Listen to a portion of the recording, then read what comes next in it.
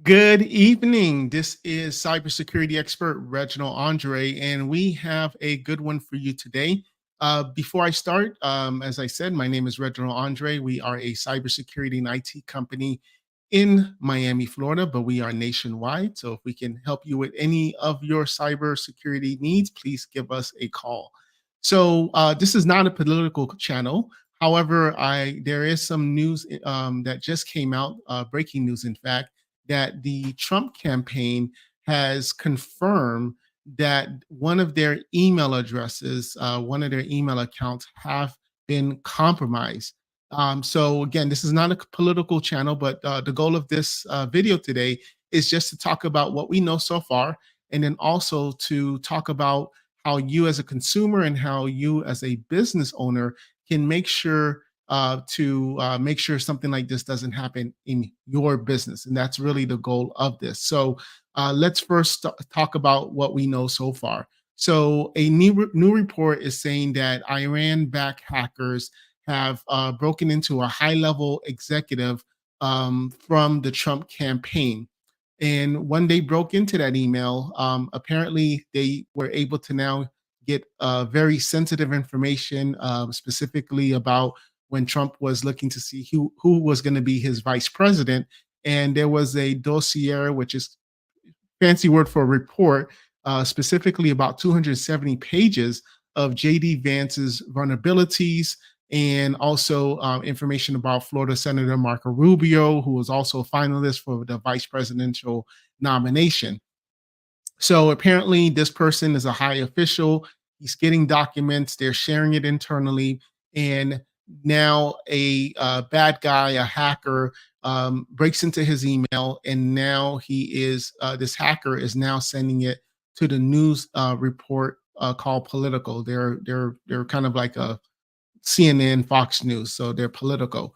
So now, when Political got this, they just basically got an email from an AOL address, and this AOL address is saying, "Hey, you may want to look into this. Don't ask us how we got it, but it's got some juicy information."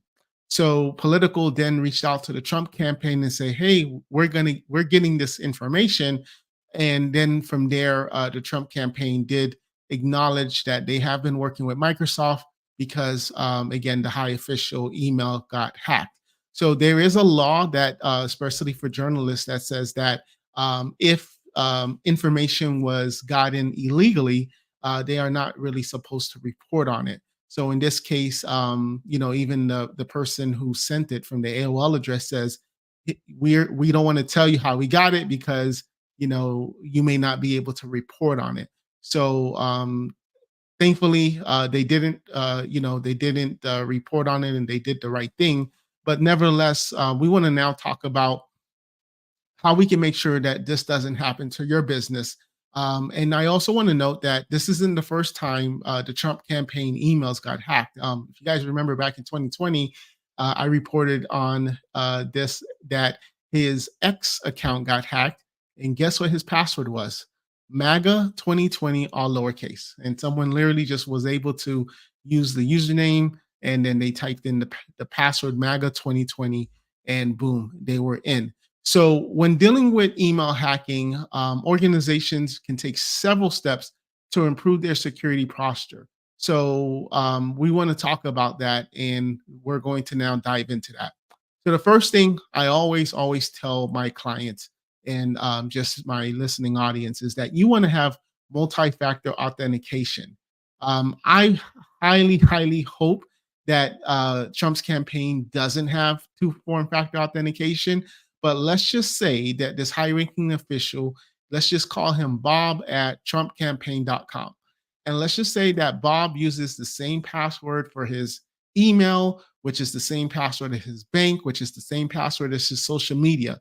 And let's just say that the same password is also one of the most common passwords that people can have. Well, all someone really just has to do is just go to office.com, type in, Bob at trumpcampaigns.com email address. And then from there, they just type in that common use password, and boom, they're in. So if two form factor authentication wasn't turned on in this account, and it's a high ranking official, shame on them, because this is not good. Another thing that you want to do, so always have two factor authentication turned on all of your accounts, especially your email account. The next thing that you want to do is that you want to be able to educate your employees. You want to provide them regular training on recognizing phishing attempts and practicing good email hygiene. And because what they're also saying is that the way that this hacker got into this high ranking official in the Trump campaign was through a spear fishing. And spear fishing, if you look at it as a sport, or if you go fishing and it's a spear fishing is the opposite of what they call with like a net fishing, where they're just casting the net. Spear fishing is very direct. So when they were going after this person, they went very direct. And what they could have done is they could have created another email address acting as if they were somebody else and saying, "Hey, Bob, we need you to click on this." And then Bob clicks on it, he puts in his username, he puts in his password, and boom, they got him. So again, all of this is speculation, but the point is what you should be doing in your business, in your, in your organization, so that something like this doesn't happen to you. So you want to educate your employees, educate, especially if you're running a campaign and you have volunteers that have access to emails, you're hiring left and right. You want to make sure that everybody on board goes through proper education and proper training. The next thing you want to do is strong passwords. As I mentioned, if Bob has the same passwords for all of these accounts, just takes that one password to now have access to everything. So you want to make sure that everything is unique, and they reduce, they change their passwords. They're using even a password manager, which I've talked about in my channel many times. The next thing that you want to be able to do is you want to monitor and audit your systems. Now, this is interesting because I would think that if I'm doing an email system as important as the presidential candidate, I would be monitoring my systems. Now, so apparently, I think this they mentioned that this happened back in July, and no, excuse me, yeah, July the 22nd. This is when it started to happen. So I know in my company, the way we do it is the email systems, like if someone tried to log in with Andre at arcsolversb.com and they're logging in from another state, they're logging in from another country, there's policies that we have that will say, hey, this is an anomaly. How can Andre be in one state and all of a sudden he's trying to log in another state 3 minutes later? It's not possible. And there's whistles and bells that's going to ring off. There's systems that we have in place that will shut down the account. So it's very interesting that that wasn't done. The fact that they were successful in it tells me that something is going on there and something wasn't set up correctly. And that's also, if anybody that's technical listening, that's also called a conditional access policy. Is when you implement policies that restrict email access based on specific conditions, such as geographic location, which I just mentioned about, or trusted devices. There should be a rule that says that Bob at trumpcampaign.com cannot access his email if it's not on a trusted device. And the trusted device has to be a pre-approved. So if Bob is using a cell phone, we have to pre-approve that cell phone. It's no problem that he's using his cell phone. Even if it's his personal cell phone, it's not a problem, but it has to be pre-approved. And if he's checking his emails on his work device, it has to be pre-approved. And the way that happens is that way these Iranians or whoever the bad guy is, the hacker, is now trying to check their email on a different device, automatically blocks the account. So that's the reason why the conditional access is so important. So another thing that was interesting, so going back to what was leaked, it was a 270-page report of JD Vance's vulnerabilities. It was sent to many news organizations. Why wasn't this password protected? How are you sending such an important document and it's not password protected? If you're sending any sensitive documents, consider password protecting them. And let me give you the example. I'm Andre, and I'm sending it to Sarah, and it's an internal document. Now, I'm going to also be talking about even a better way of why you shouldn't even be sending documents. But let's just say we sent the document. I sent the document to Sarah. Sarah gets the email. What does she have to do? She has to click on it, and then she has to authenticate her email which is now going to send a one-time password either to her email or to her cell phone, preferably. So if I'm the bad guy and they got access to my email, right? Or they got access to Sarah's email, let's just say, because Sarah's the person who received it, because the bad guy doesn't have the cell phone that sent the text message of the 6-digit code, the bad guy is not going to be able to open that document. Now, I will say with password protected documents, there are ways that you can get around that. Okay, fine, I'll give you that. But again, let's put at least a little layer. Let's make these hackers work a little. Let's not just have the document open text. Depending on how sophisticated they are, they may not even know how to do it. They may just move on. But we don't want to just leave things easy for the bad guy.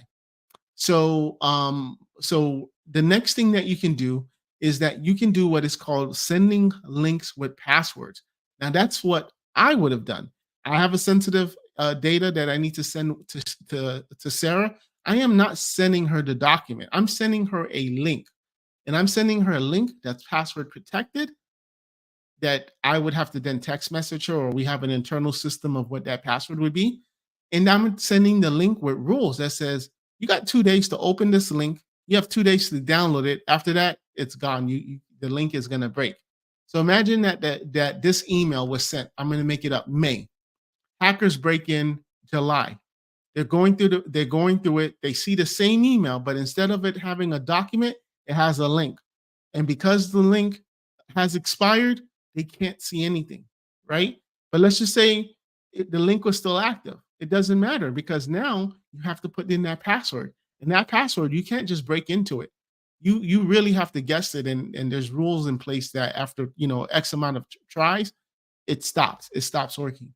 And guys, had this been done, the sending links with passwords, that document would have never been able to be opened. That's the biggest thing there. So next thing that we would have they should have done is that they should have blocked Outlook Web Access, which is also called OWA. This is especially since they're saying that it's a Microsoft account. OWA is a way for people. It's called Outlook Web Access. It's a way for people to access their emails from Office.com directly. Now we don't know exactly how the Iranians did this, but this is just another layer of security that you just want to block. Because if I have my phone and I have my computer, there usually is no reason why Outlook Web Access should be enabled. So that should be blocked. We talked about device management. Ensure that only approved and secure devices can access the emails. Again, had that been done, block. So that's pretty much it. These strategies can help organizations mitigate risks associated with email hacking by controlling how and from emails are accessed. And if the Trump campaign, guys, you guys need to call us. Call ARC Solvers, 786-664-8275. But had you followed, probably 3 out of 10 of these things, especially some of the last ones I mentioned, this would have never happened. So what does that mean for you, business owner? That means that you got to listen up. You got to listen up to these things. Give us a call, or if you have an internal IT company, internal IT, team, have them listen to this recording and ask them, hey, Andre, he mentioned these 10 things. Are we doing these things? Ask your employees. If you're going to be sending something sensitive internally, how do you do it? And if they say email and they're just saying, oh, I'll just email to Bob, like I always do, then your organization has a problem. There's a lot more. I try to keep my videos non-technical, but there's something called labeling, where you can encrypt and sensitivity labels and stuff like that. I'm not even going to go there because I don't want to lose the audience. But what's happening now with this campaign is unfortunate, because you know again, not a political channel, but you want these elections to be um, we got to keep our freedom, and we don't want other countries, regardless if you like Trump or not, but you don't want other countries coming in and breaking into our stuff and then causing havoc. That's election interference, and we need a free election, right? So no matter what, we got to stop these guys. And you're the business owner, you listening to this can certainly make a difference by going back to your company, letting everybody listen to this video, and then seeing how do these things get implemented. All right, so I'm sure I'm going to have a lot of comments. I'm going to have probably a lot more views than I normally have because I put the word Trump in there, and of course that's going to boost up the algorithms and stuff like that. But nevertheless, this was not supposed to be political. This was just supposed to be informational, and I hope it was, and I hope that you take this to your business and you get started on implementing these. All right, take care. Bye bye.